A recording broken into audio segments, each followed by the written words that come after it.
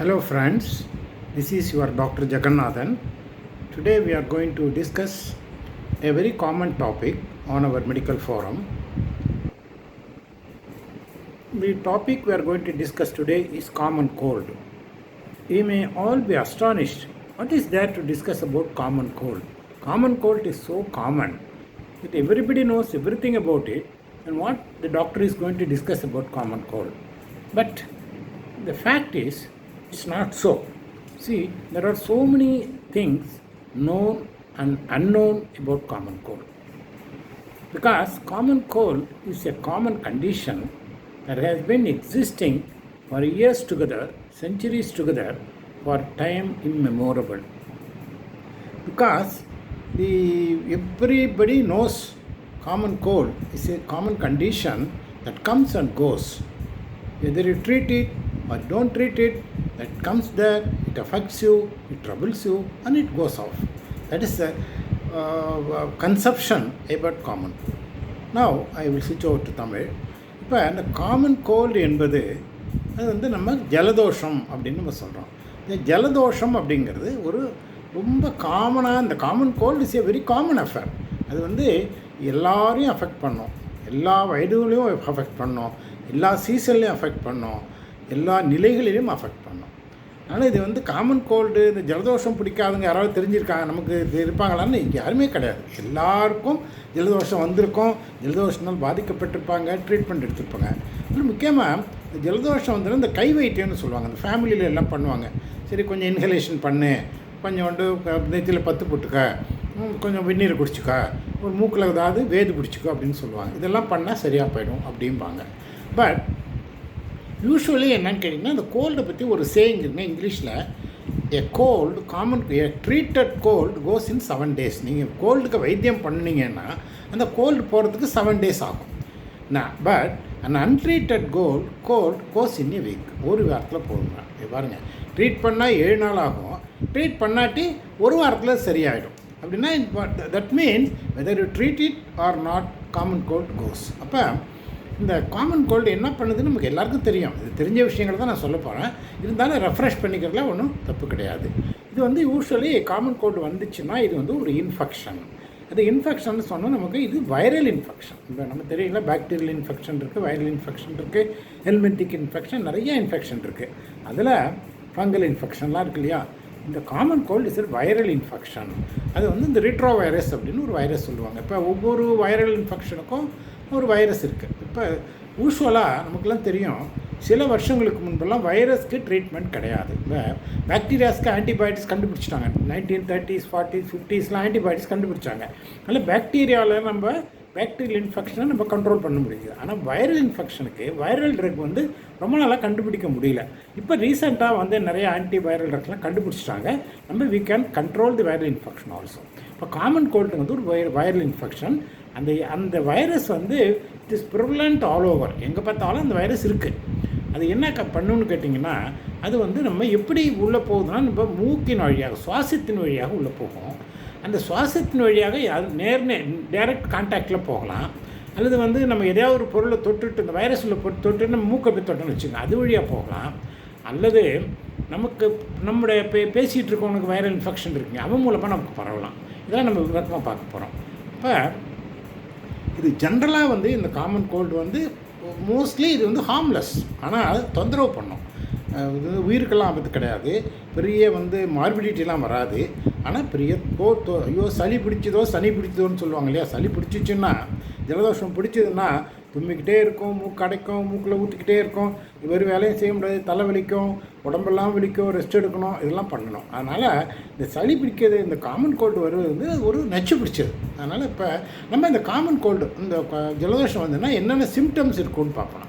முதல்ல என்னன்னு கேட்டிங்கன்னா, இந்த மூக்கில் கொட்டும். முதல்ல ஆரம்பத்தில் தண்ணியாக கொட்டும், வெறும் வாட்டரியாக இருக்கும், நம்ம அப்படியே விட்டுக்கிட்டே இருக்கும். அப்புறம் லேட்டர் ஸ்டேஜில் அது வந்து சளி மாதிரி வர ஆரம்பிக்கும். முதல்ல சளியாக இருக்காது, தண்ணியாக தாங்க இருக்கும். அப்புறம் தொண்டை வந்து கரகரப்பு, தொண்டையில் கரகரப்பு வரும். அப்புறம் தொண்டையில் ஒரு மேசாக ஒரு பெயின் வரும். அதனால் இந்த குரல் கொஞ்சம் மாறும் இல்லையா. அந்த கரகரப்பு வரும்போது தொண்டையில் குரல் மாறும். அதனால் இருமல் வரும். ஆரம்பத்தில் வந்து ட்ரை காஃபாக இருக்கும், சளியெல்லாம் ஒன்றும் இருக்காது.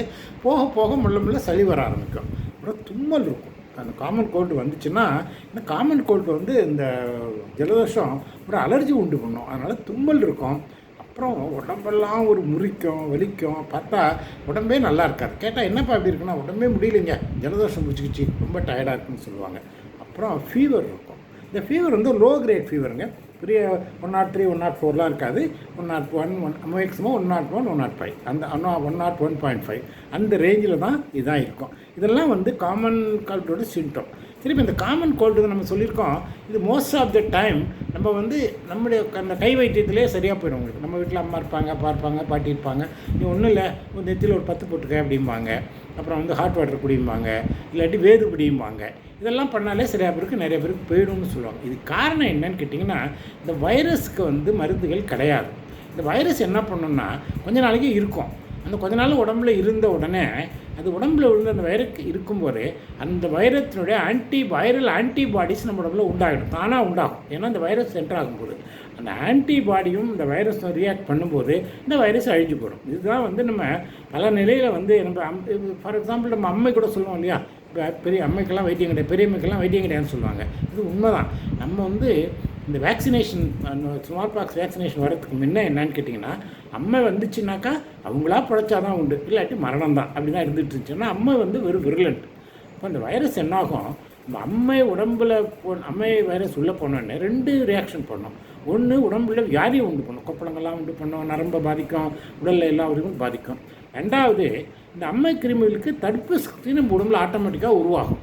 அப்போ ஒரு ஸ்டேஜில் இந்த தடுப்பு சக்தி ஆன்டிபாடிஸ் இருக்குல்லையா, அந்த ஆன்டிபாடிக்கும் இந்த வைரஸுக்கும் ஒரு ஃபைட் நடக்கும். இந்த ஃபைட்டில் இந்த கிருமிகள் ஜெயிச்சதுன்னா ஒன்றும் பண்ண முடியாது, இறந்து போவாங்க.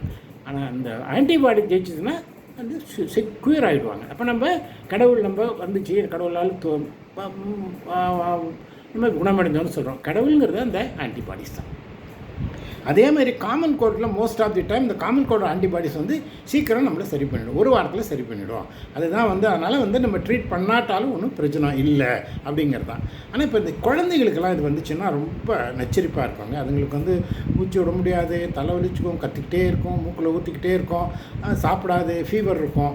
அப்போ அந்த மாதிரிலாம் இருக்கும்போது அந்த பிள்ளைங்களை வந்து குழந்தைங்களை நம்ம ஒரு கவனித்து அந்த காமன் கோல்டுலேருந்து நமக்கு ரிலீஃபை நம்ம கொடுக்கணும். இப்போ இந்த காமன் கோல்டு வர்றதுக்கு என்னென்ன காரணம் அப்படின்னு கேட்டிங்கன்னா, முதல்ல இந்த வைரஸ்ன்னு சொன்னோம். அது வந்து rhino virus, retro வைரஸ்னு RNA virus, அது ரைனோ வைரஸ் அப்படின்னு சொல்லுவாங்க. அப்புறம் இந்த எப்படி வருதுன்னு கேட்டிங்கன்னா, நான் சொன்னேன் இந்த வைரஸ் வந்து எல்லா இடத்துலையும் பரவலாக இருக்கும், ஆனால் டைல்யூட்டடாக இருக்கும். ஏதாவது வியாதி உண்டு பண்ணுகிற அளவுக்கு அதிகமாக இல்லாமல் இருக்கும். ஆனால் இப்போ ஒருத்தர் காமன் கோல்டு ஒரு ஜலதோஷம் பிடிச்சவங்க மட்டும் வரும்போது மூக்கில் ஊற்றிட்டு முடிச்சுக்கிட்டு கரைச்சி பிடிச்சி தொடச்சிக்கிட்டே வருவாங்க.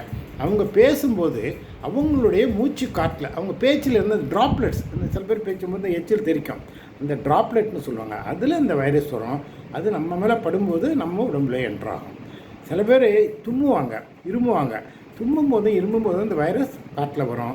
அதை நம்ம இன்ஹேல் பண்ணணும், அதை நம்ம மூச்சு காட்டில் எடுத்தோம்னா நமக்கு அந்த வைரஸ் பாதிப்பு வரும். அப்புறம் ஒரு காமன் பிளேஸ் போனோம், ஒரு ஹாஸ்டல்லாம் இருக்குன்னு வச்சுங்க, அங்கே எல்லோரும் ஒரே டவலை யூஸ் பண்ணுவாங்க, ஒரே ஹேண்ட் கர்ச்சீப் யூஸ் பண்ணுவாங்க. அது காமனாக படிக்கிற காலத்தில் நம்ம டிஃப்ரென்ஷியேட் பண்ண மாட்டோம், எல்லோரும் நம்ம ஷேர் பண்ணிப்போம். அந்த மாதிரி ஷேர் பண்ணும்போது யாரோ ஒருத்தவங்க ஒரு டவலை யூஸ் பண்ணுறோன்னு வச்சுங்க, யூஸ் பண்ணால் அதில் அந்த வைரஸ் இருந்தால் அது வழியாக நமக்கு உண்டாகும். அப்புறம் இன்னும் ஈவன் நம்ம இதில் டெலிஃபோன் இருக்கு இல்லைங்க, அந்த டெலிஃபோனில் கூட அந்த இப்போல்லாம் வந்து நமக்கு மொபைல் ஃபோன் வச்சுருக்கோம். அந்த காலத்தில் டெலிஃபோனில் பார்த்தீங்கன்னா மூக்கில் தொடிச்சு அந்த ஃபோன் எடுத்து பேசுவாங்க, நம்ம போய் அந்த ஃபோன் எடுத்து பேசுவோம். அப்போ அந்த வைரஸ் நம்ம கைக்கு வந்துடும், நம்ம வரும்போது அந்த மூக்கில் நமக்கு வந்துடும். அதே மாதிரி இந்த வைரஸ் வந்து மூக்கு வழியாக மட்டும் போகாதீங்க, கண்ணு வழியாகவும் போகும், வாய் வழியாகவும் போகும். எல்லா விதத்துலையும் இந்த வைரஸ் உடம்புல என்ட்ராகிறதுக்கு சான்ஸ் இருக்குது. இதில் வந்து சரி யாரெல்லாம் காமனாக அஃபெக்ட் பண்ணும், ரிஸ்க் ஃபேக்டர் என்னென்னு கேட்டிங்கன்னா, குழந்தைகளுக்கு ரொம்ப காமனாக கோல்டு வரும். அதே மாதிரி முதியவர்களுக்கும் காமனாக வரும். ஏன்னா குழந்தைகளுக்கும் முதியவர்களுக்கும் இந்த தடுப்பு இம்யூனிட்டி இருக்கு இல்லையா, இம்யூனிட்டி குறைவாக இருக்கும். அந்த இம்யூனிட்டி சிஸ்டம் குறைவாக இருக்கவங்களுக்கு வரும். அது இல்லாமல் சில பேருக்கு நேச்சுரலி பாடியிலேயே வந்து இம்யூன் சிஸ்டம் வீக்காக இருக்கும்.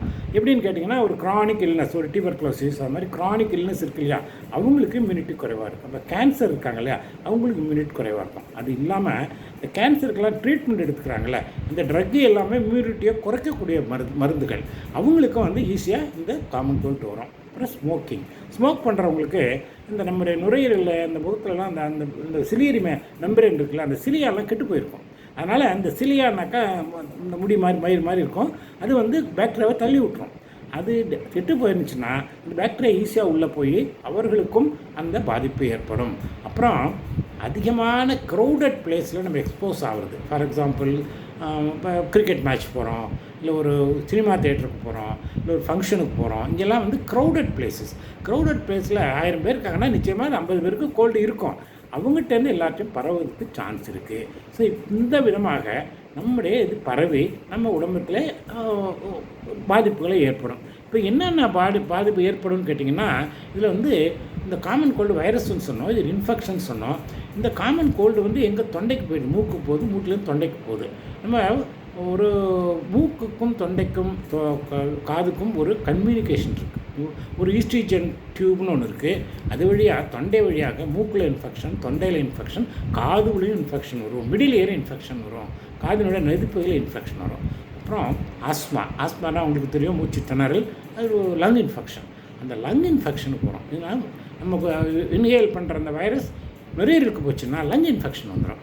அதுக்கப்புறம் சைனசைட்ஸ், நம்ம எல்லாம் சைனஸ்னு கேள்விப்பட்டோம் இல்லையா? நம்ம இடத்துல நிறையா சைனஸ் இருக்குது. இங்கே ஃப்ராண்டல் சைனஸ் இருக்குது, இங்கே வந்து மேக்ஸிலரி சைனஸஸ் இருக்குது. அது மாதிரி இங்கே நிறைய சைனஸஸ் இருக்குது. இந்த சைனஸ்லாம் இந்த வைரஸ் போய் சைனசைட்டிஸ் அப்படிங்கிற இன்ஃபெக்ஷனை உண்டாகிறோம். இது இல்லாமல் எந்த ஒரு இன்ஃபெக்ஷனுமே அது இன்ஃப்ளமேஷனை உண்டாகும். அதனால் உடல்நிலை பாதிக்கப்படும்.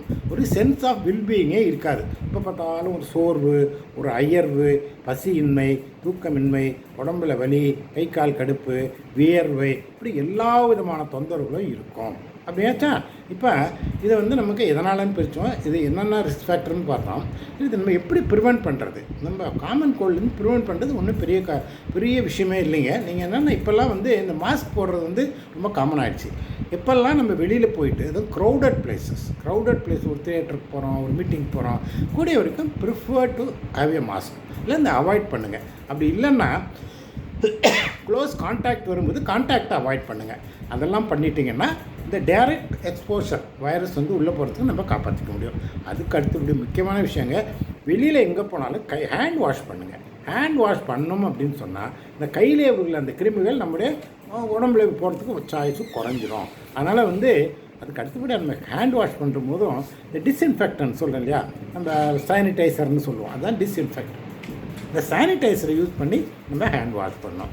அப்புறம் நம்ம பார்த்துக்கிறதுக்கு இல்லாமல் நமக்கு அந்த வைரஸ் மற்றவங்களுக்கு பரவக்கூடாதுன்னா நம்ம ஜாக்கிரதையாக இருக்கணும். எப்படின்னா நம்ம இருமும் போதோ தும்பும் போதோ வாயை முடிக்கணும். குறைச்சி போச்சு வாயை முடிக்குங்க. நம்ம ஓப்பன் ஏரில் தும்பினாலோ இருமினாலோ இந்த வைரஸ் ஓப்பன் ஏரில் போயிட்டு எல்லா இடத்துலையும் பரவ ஆரம்பிக்கும். அப்போ மற்றவங்களுக்கும் அது பரவி துன்பத்தை விடுக்கும். அப்புறம் வந்து யூஸ்வலாக வந்து இந்த ஷேர் பண்ணுறது நம்ம அவாய்ட் பண்ணுறது நல்லது. அஃப்கோர்ஸ் இந்த சோஷலைசேஷனில் ஷேரிங் வந்து நம்ம அவாய்ட் பண்ண முடியாது. ஆனால் ஹெல்த் பாயிண்ட் ஆஃப் வியூவில் ஷேரிங்கை அவாய்ட் பண்ணணும். அதாவது ஒரே கிளாஸில் குடிக்கிறது, ஒரே கிளாஸ் யூஸ் பண்ணுறது, ஒரே பிளேட்டை யூஸ் பண்ணுறது, ஒரே கச்சிப்பு, ஒரே டவல், இதெல்லாம் நம்ம சேம் இதை வந்து ஷேர் பண்ணுறதை அவாய்ட் பண்ணணும். அப்படி பண்ணணும்னு சொன்னால் நம்ம அடுத்தவர்களின் வந்து இந்த இன்ஃபெக்ஷன் நமக்கு வராமல் பார்த்துக்குறோம். அப்புறம் நமக்கு தெரிந்து ஒருத்தருக்கு நம்ம ஃப்ரெண்டுக்கோ இல்லை பிரதருக்கோ இல்லை சிப்ளிங்க்கோ யாருக்கோ வந்து வைரல் இன்ஃபெக்ஷன் இருக்குதுன்னு தெரிந்தால் கூடிய வரைக்கும் அவங்களோட தள்ளி இருக்கும். இது ஒரு டிஸ்டன்ஸை மெயின்டைன் பண்ணோம். அப்படின்னா நம்ம அந்த இன்ஃபெக்ஷன் அவர்களிடமிருந்து நம்மிடம் வராமல் நம்ம பார்த்துக்கே இருக்கலாம். அதே மாதிரி குழந்தைகள் வந்துச்சுன்னா இந்த குழந்தைங்களுக்கு வந்து என்னென்ன பண்ணணுங்கிற ஒரு சைல்டு கேர் பாலிசின்னு ஒன்று இருக்குங்க. அது எல்லா தாய்மார்களுக்கும் சொல்லிக் கொடுப்பாங்க. குழந்தை பிறக்கும்போதே இப்போல்லாம் தாய்மார்களுக்கு டீச் பண்ணுறாங்க. அதில் சைல்டு கேர் பாலிசிங்கிறதுல அவங்க குழந்தை எப்படியெல்லாம் பார்த்துக்கணும், எப்படிலாம் க்ளீன் பண்ணணும், எப்படிலாம் அதை மேனேஜ் பண்ணணும், எப்படி ஃபீட் பண்ணணும், எப்படி தூங்க வைக்கணும்னு எல்லாத்தையும் டீச் பண்ணுவாங்க. அந்த முறைகளை நம்ம வந்து கரெக்டாக ஃபாலோ பண்ணோம். ஒரு முக்கியமான விஷயம், நம்முடைய உடம்பை பற்றி பாதுகாத்து கொள்ள வேண்டும். இதெல்லாம் பண்ணினா நம்ம இந்த காமன் கோல்டிலிருந்து நம்ம விடுபடலாம், அது தப்பிக்கலாம், அது நம்ம அட்டாக் பண்ணாமல் பார்த்துக்கலாம். Even though common cold is not a very serious illness, it is always better. இது வந்து நீங்கள் பார்த்தீங்கன்னா சில விஷயம் இந்த புள்ளப்பூச்சின்னு சொல்லுவாங்க இல்லையா, இந்த புள்ளப்பூச்சி வந்து சீரியஸ் கிடையாது. அது கடிச்சா ஒன்றும் பண்ணாது, ஒன்றும் தேள் மாதிரியோ அது மாதிரி ஒன்றுமே கிடையாது. ஆனால் இந்த புள்ளப்பூச்சி வந்துடுச்சுன்னா என்ன பண்ணணும்னா தொந்தரவு பண்ணிக்கிட்டே இருக்கும். நீங்கள் கேள்விப்பட்டிருக்கீங்க, இந்த புள்ளப்பூச்சி வந்து எல்லா தொந்தரவும் பண்ணும், ஒன்றுமே வேலையை பண்ண முடியாது. அதே மாதிரி காமன் கோல்டுனால நமக்கு ஒன்றும் பெரிய பாதிப்பு வரப்போகிறதில்ல. ஆனால் அது நம்ம எதுவுமே செய்யக்கூடாது. நச்சுன்னு நம்மளை தொல்லை பண்ணிகிட்டே இருக்கோம். அதனால் நம்ம we have to take care about ourselves regarding common cold.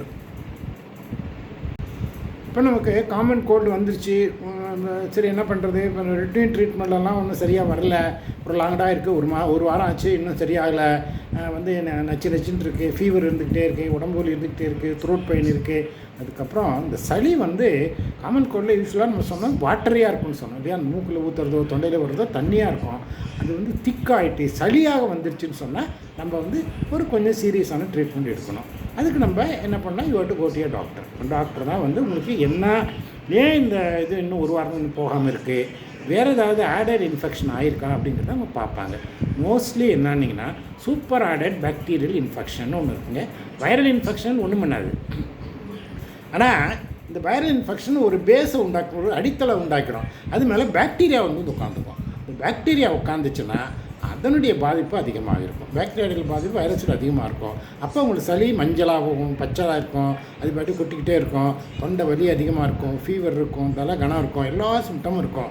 அப்போ நம்ம டாக்டர்கிட்ட போய் தான் ஆகணும். டாக்டர்கிட்ட போனீங்கன்னா நாங்கள் என்ன பண்ணுவோம், நாங்கள் யூஸ்வலாக பார்த்துட்டு ஒன்றும் இல்லை, கவலைப்பட முடியாத ஒன்றும் இல்லை அப்படின்னு சொன்னால் we will give a prescription. அப்படி இல்லைன்னு சொன்னால் we will do certain investigation.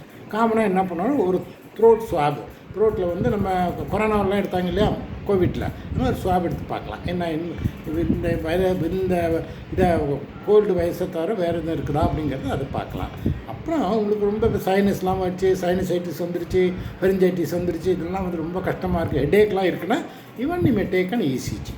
உங்களுக்கு ஒரு எக்ஸ்ரே எடுத்து பார்த்து எங்கேயாவது லோக்கல் இன்ஃபெக்ஷன் இருக்கா அப்படின்னு பார்த்து நம்ம பார்க்கலாம். இதெல்லாம் பார்த்ததுக்கப்புறம் நமக்கு அடுத்தது ட்ரீட்மெண்ட் என்ன பண்ணணும்னு சொன்னால், நான் முதல்ல சொன்னேன், treated cold goes in 7 days. If you treat cold it will go in 7 days. And untreated cold goes in a week.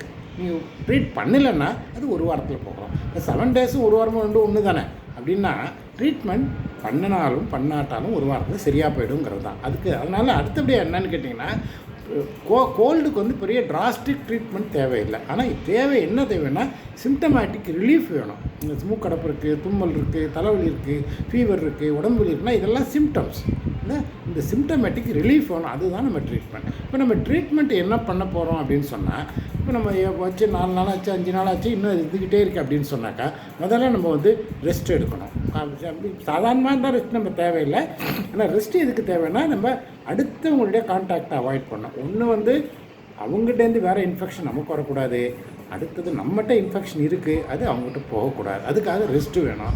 அப்புறம் லிக்விட் ஃப்ளூயிடுங்க, தண்ணி நிறையா குடிக்கணும். அதுவும் தண்ணி take warm water R hot water, அது பிளென்ட்டியாக நீங்கள் குடிக்கணும். அப்புறம் நம்ம இருக்கிற சூழ்நிலை இருக்குல்ல, அது ஹியூமிடாக இருக்கணும். ஹியூமிட்னா அதில் வாட்டர் ஈரப்பதத்தோடு இருக்கணும். அப்படி இருந்தால் தான் இந்த வைரஸ் ரொம்ப மல்டிப்ளை ஆகாது. ஹியூமிட் ஏரில் வைரஸ் மல்டிப்ளை ஆகாது. அதனால் ஹியூமிட் ஏராக இருக்கணும். அப்புறம் இந்த தொண்டையை நம்ம காகுல் பண்ணணும். சலைன் வாட்டர் உப்பு தண்ணியில் வைக்கணும். அதே மாதிரி இந்த ஸ்டிரைல் சலைன் இருக்குது, சுத்தமான சலைனை நம்ம மூக்கில் விட்டுக்கலாம். அப்படி இல்லாமல் இன்னும் பாக்டீரியா இருந்துச்சு அப்படின்னு நினச்சா நம்ம ஆன்டிபயோட்டிக் அப்புறம் ஆன்டிபயோட்டிக் எடுத்துக்கணும். அமாக்சிசிலினோ, சிப்ரோஃப்ளாக்சிசனோ அல்லது லிவோஃப்ளாக்சிசனோ, எந்த ஆன்டிபயோட்டிக் ப்ராப்பராக இருக்குமோ அந்த ஆன்டிபயோட்டிக் எடுத்துக்கணும். அதுக்கப்புறம் உடம்புக்கு பெயின் வருங்க. இந்த பெயின் ஹெட்டேக் இருக்கும், நேசல் பெயின் இருக்கும், தலைவலி இருக்கும், பாடி பெயின் இருக்கும், கை கால் வலி இருக்கும், இடுப்பு வலி இருக்கும், எல்லா வலியும் இருக்கும் கோல்டு வந்தால். அப்போ you must take pain killer. இப்போ இந்த பெயின் கில்லர் இப்போ ஒரு ஆர்த்தரைட்டிஸ் இருக்குது, ஒரு கேன்சர் பெயின் இருக்குன்னா அது சிவியர் பெயினாக இருக்கும். அதுக்கு you need specialised anti inflammatory painkillers. But இது routine common painkillers. For example paracetamol, Brufen, இந்த மாதிரி காமனாக உள்ள இந்த ட்ரக்கை நம்ம எடுத்துக்கலாம். அது நீங்கள் ஏன்னு கேட்டிங்கன்னா, இதை நீங்கள் ஷார்ட் டேர்ம் தான் எடுக்க போகிறீங்க, லோ டோஸில் எடுத்துக்க போகிறீங்க. அதான் முக்கியமான விஷயம். நீங்கள் புரலாங்காக எடுக்கக்கூடாது, ஹை டோஸில் எடுக்கக்கூடாது. லோ டோஸில் இப்போ பேராசிட்டமால் அப்படின்னாக்கா 500 இல்லை மேக்ஸிமம் 650 தான். இப்போ ப்ரூஃபன்னா யூஸ்வலாக 200 இல்லாட்டி 400. அந்த ரேஞ்சில் only for a short time, 2 to 3 days. இந்த 2 to 3 days பெயின் எல்லாம் உங்களுக்கு குறைஞ்சிடும். அதனால் இந்த பெயின் கில்லர் நம்ம பெயின் ரிலீஃபுக்கு அவசியமான பெயின் கில்லர் எடுத்துக்கணுங்க. அப்புறம் முக்கியமான விஷயம், இந்த மூக்கடைப்பு, கோல்டு வந்தால் முக்கியமாக மூக்கடைப்பு தான். தும்மல், மூக்கடைப்பு, மூக்கு தண்ணி கொட்டும். அதுக்கு வந்து நேசல் டீகன்ஜஸ்டன் அப்படின்னா அந்த அந்த உள்ள இந்த கன்ஜெஷன் இருக்கு இல்லையா, இந்த கன்ஜெஷன் குறைக்கிறதுக்காக மாத்திரைகளும் இருக்குது, ட்ராப்ஸும் இருக்குது. நம்ம வந்து ட்ராப்ஸ் எடுத்துக்கலாம். அப்புறம் இன்ஹேலரும் இருக்குது. டீகன்ஜஸ்டன் இன்ஹேலேஷனாக வெந்நீர் வேது பிடிக்கும்னு சொல்லுவோம் இல்லையா, நல்லா வெந்நீரில் போட்டு அந்த ட்ராப்ஸ் போட்டுட்டு அதை தலையை வச்சுக்கிட்டு அந்த இன்ஹேல் பண்ணும்போது அது எல்லாமே என்ன பண்ணுன்னு கேட்டிங்கன்னா, அந்த அந்த மியூக்கஸ் மெம்பரேன், இந்த மூக்கில் தொண்டையில் உள்ள மியூக்கஸ் மெம்பரேன்லாம் அப்படியே உப்பி போயிருக்கும். அந்த உப்பி சோலனாயிருக்கும். இந்த காலில் வீக்கம் வந்தால் நீர் மாத்திரை கொடுத்தா காலில் வீக்கம் எடுது இல்லையா, அது மாதிரி இந்த டீகன்ஜஸ்டன் போன உடனே அந்த உப்பி போனதெல்லாம் அப்படியே சுருங்கிடும். சுருங்கி போனால் நமக்கு வந்து நடப்பு நிவர்த்தி ஆகிடும். அது இல்லாமல் அந்த உப்பு போன அந்த மியூக்கஸ் மெம்பரேன்லேருந்து தண்ணி சுரந்துக்கிட்டே இருக்கும், அதனால் தண்ணி கொட்டிக்கிட்டே இருக்கும், அதுவும் நின்று விடும். அதனால் வந்து நேசல் டீகன்ஜஸ்டன் நிறையா இருக்குது. நம்ம வேறு யூஸ் பண்ணலாம். ப்ரொலாங்காக யூஸ் பண்ணக்கூடாது, ஹைவி டோஸில் யூஸ் பண்ணக்கூடாது. இப்போ வந்து நிறையா டீகன்ஜஸ்டன் வந்து டேப்லெட்ஸ்லாம் இருக்குங்க, அதெல்லாம் இப்போ கவர்மெண்ட் பேன் பண்ணிகிட்டு இருக்காங்க. அதனால் அதெல்லாம் வந்து நீங்கள் ப்ராப்பராக மெடிக்கல் அட்வைஸோடு தான் நீங்கள் டீகன்ஜஸ்டன் எடுத்துக்கணும். அது கூட காப் சிரப்பு மார்க்கெட்டில் நிறைய இருக்குது. 100 காப் சிரப்பு இருக்குது. அதில் நல்லது இருக்குது, கெட்டது இருக்குது, ஃப்ராடு இருக்குது. நம்ம கூட பார்த்துக்கலாம் சமீபத்தில் பாண்டிச்சேரியில் எவ்வளோ ஃப்ராடுலண்ட் காப் சிரப்லாம் குடித்து மத்திய பிரதேஷ் அங்கெல்லாம் வந்து நிறையா சில்ட்ரன் வந்து அஃபெக்ட் ஆனாங்கன்னு தெரியும். ஆனால் காப் சிரப்புலாம் இதெல்லாம் வந்து நீங்கள் குடித்தாலும் ஒன்று தான், குடிக்காட்டாலும் ஒன்று தான். ஏன்னா இதெல்லாம் ஒரு இருமல் சிறப்புங்கிறதுனால பயனே கிடையாது. ஆனால் மனசுக்கு ஒரு திருப்தி, இது குடித்தோம் தொண்டை நல்லாயிருக்கு, குடிச்சிக்கணும் நல்லா இருக்குன்னு ஒரு மன திருப்தி தானே தவிர இது பிளாசிபோ எஃபெக்ட்னு சொல்லுவாங்க. இதனால் காப் சிரப்புலாம் எந்த காப் சிரப்பும் உங்களுக்கு பயன் தருவது அல்ல. இப்போ நாங்கள் யாரும் காப் சிரப்பு, ஒரு ஜென்ரல் டாக்டர்ஸ் காப் சிரப் ப்ரிஸ்கிரைப் பண்ண மாட்டாங்க, வேண்டான்னு தான் சொல்லுவாங்க. ஏன்னா அதெல்லாம் பிரயோஜனம் கிடையாது இல்லையா. அப்புறம் இது வந்து அதேமாதிரி குழந்தைங்களுக்கு அப்படி தான். இப்போ வந்து காப் சிரப்லாம் நம்ம கொடுத்துட்டு அவங்களுக்கு வந்து அதில் சைடு எஃபெக்ட்ஸும் வரும். காப் சிரப்பு நிறைய சைடு எஃபெக்ட்ஸ் வருது. இப்போ பாருங்களேன், இந்த ஸ்பியூரியஸ் காப் சிரப், இந்த என்ன சொல்கிறது எங்கள் தமிழில், இந்த ஸ்பியூரியஸ்னாக்கா இந்த கெட்டு போனதோ இல்லை அந்த இதெல்லாம் சாப்பிட்டு நிறைய குழந்தைகள் செத்து போச்சு மத்திய பிரதேசில். அந்த மாதிரி காப் சிரப்பு வந்து வேண்டாம் அப்படிங்கிறது தான். அதனால் இந்த காமன் கோல்டை பொறுத்திருக்கும் மைல்டு ரெமெடிஸ் தான், நம்மளே பண்ணிக்கலாம். ஆனால் உங்களுக்கு அதில் வந்து நம்ம சொல்கிறதெல்லாம் சாதாரண விஷயங்கள்.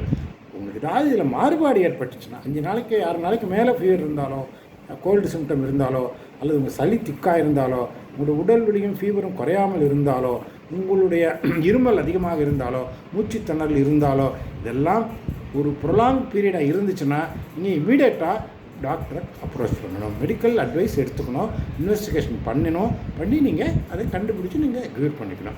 அதர்வைஸ் காமன் கோல்டுங்கிறது நம்ம அவ்வளோ பயப்படக்கூடிய ஒரு பெரிய வியாதி கிடையாது. இந்த அளவு ஒரு நச்சு பிடிச்ச வியாதி. நான் சொல்ல பிள்ளைப்பூச்சி மாதிரி, பிள்ளைப்பூச்சி அப்படியே நோடிக்கிட்டே இருக்கும் இல்லையா, அதே மாதிரி இருக்கிறதுனால இதை பற்றி உங்களுக்கு தெரியணும் அப்படிங்கிறது தான் இந்த டாப்பிக்கு நான் இன்ட்ரடியூஸ் பண்ணேன். So with this I will conclude this topic. I think this is a simple topic, common topic, almost known to everybody. Anyhow, I think this will be refreshing to you. Again, we will meet again with another interesting topic. Thank you. Take care. Be healthy. Dr. Jagannathan. Bye.